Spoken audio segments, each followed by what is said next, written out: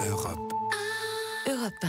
Bonjour Marion Lagardère. Bonjour Patrick, bonjour Julie, bonjour à tous. Dans la presse ce matin, Marion, la fusillade de Las Vegas. Inévitable, avec souvent en une la même photo de ces 3 personnes qui courent se réfugier alors que les blessés agonisent au sol en arrière-plan. Alors au-delà des témoignages chocs, il y a cet article éclairant dans Libération où l'on s'arrête sur la réalité devenue banale des fusillades aux États-Unis. Depuis janvier et hors suicide, 11 652 personnes sont mortes par arme à feu.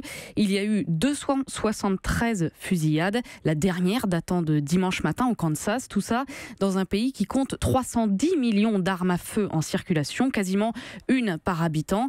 Malgré ces chiffres, écrit le journal, il y a peu d'espoir pour qu'une loi plus restrictive sur les ventes d'armes fasse son chemin. Et pour cause, Charlotte Recoquillon, chercheuse à l'Institut français de géopolitique, explique que les élus du Congrès sont largement financés par les lobbies pro-armes, au premier rang desquels la NRA et ses 5 millions de membres. Les élus de la Chambre des représentants devraient d'ailleurs adopter dans les jours à venir une loi pour faciliter la vente des canons silencieux.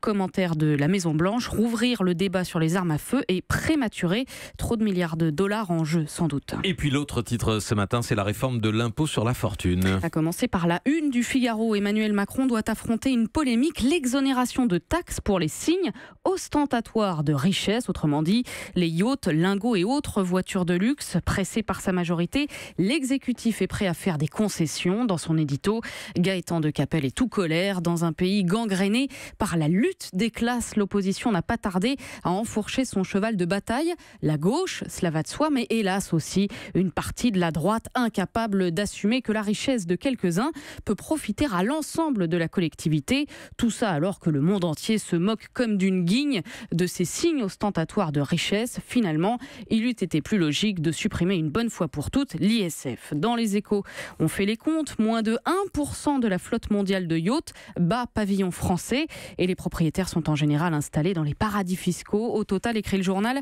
le parc français ne compte que 34 voiliers et 45 navires à moteur de plus de 24 mètres. Attention donc à ne pas pénaliser les ports de la Côte d'Azur. L'affaire fait aussi la une de l'Opinion qui parle du piège des taxes m'as-tu vu. Il ne faut en attendre ni recettes supplémentaires ni réponse aux défis économiques. Hélas, la question est devenue politique. Le journal explique pourquoi les députés macronistes veulent s'attaquer aux yachts, chevaux de course et autres lingots. On est dans le symbolique qu'on sait d'une élue, mais on sait tous qu'on peut exploser sur un petit détail. Le vrai sujet ne serait donc pas là, c'est aussi le point de vue de l'humanité, mais sous un tout autre angle. Le nouvel impôt sur la fortune pourrait donc voir son assiette élargie à quelques joujoux d'ultra riches, écrit Sébastien Crépel, et le tour serait joué. L'arbre de Noël des riches viendrait ainsi cacher la forêt de dividendes et autres placements exonérés de 4,5 milliards d'euros d'impôts.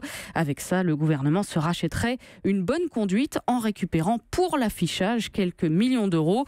Alors arnaque aux pauvres ou arnaque aux riches, Patrick, tous sont au moins d'accord sur une chose, ce débat a surtout valeur de diversion. De la valeur des biens à celle des idées, vos journaux reviennent aussi sur le prix Nobel de médecine décerné hier. Oui, attribué à 3 généticiens américains pour leurs travaux sur les rythmes circadiens qu'on connaît bien ici quand on prépare une matinale, autrement dit l'horloge biologique, l'adaptation du corps au cycle. Qu'on connaît ou qu'on a oublié, oui. C'est ça, complètement, qui ont disparu. En tout cas, c'est l'adaptation du corps au cycle du jour et de la nuit. Mais si cette découverte-là est aujourd'hui largement reconnue et prouvée, certains Nobel se sont complètement plantés. Le journal Le Monde revient sur les erreurs notables que compte le panthéon des découvertes primées par l'Académie suédoise. Par exemple, les 2 prix attribués en 1927, le premier récompensant la découverte d'un ver provoquant le cancer et le second pour un traitement contre la syphilis par injection du paludisme. On le sait aujourd'hui, écrit le journal, l'un relevait de l'erreur intégrale, l'autre d'un raccourci hasardeux. Et puis il y a les Nobel de la honte, celui de 1949 où le Gotha de la médecine a récompensé le portugais Egas Moniz pour ses travaux sur le traitement de certaines psychoses et troubles mentaux par lobotomie lobotomie. L'ablation d'une partie du cerveau a été testée sur 20 patients avec seulement 7 cas de guérison. Un échantillon faible, écrit Le Monde, mais qui a suffi à lancer la pratique malgré les protestations de nombreux psychiatres. Alors comment Monitz a-t-il eu le prix? Grâce à une intense campagne de lobbying et à la mauvaise conscience du jury Nobel. Le chirurgien l'avait raté 2 fois dans le passé pour d'autres découvertes. Il fallait bien se rattraper, preuve s'il en était besoin qu'il y a des lobbies pour tout. Enfin, plusieurs publications. Marion s'intéresse à la mode du développement personnel. Oui, chacun cherche son moi. La quête du bien-être physique et psychologique fait vendre et vos journaux ne s'y trompent pas. Madame Figaro, par exemple, a lancé son supplément Feel Good et Mental Detox, autrement dit lutter contre la charge mentale et entamer une dépollution physique. 9,90 € en kiosque. Il y a aussi Psychologie Magazine qui lance Spirit, un cahier de réalisation spirituelle, dossier de 50 pages pour faire un avec soi, 15 € en kiosque. Enfin, le numéro d'octobre du magazine Néon s'attaque lui aux tutoriels vidéo qui sont disponibles sur Internet. Les 10 conseils pour oser vivre une vie inspirante ou encore les 3 clés pour devenir extraordinaire. Ça c'est bon ça. Voilà, toutes ces vidéos sont gratuites comme le précise Néon. Elles sont tournées par des coachs professionnels dont le but est surtout de vous inciter à vous inscrire à des séminaires d'accompagnement.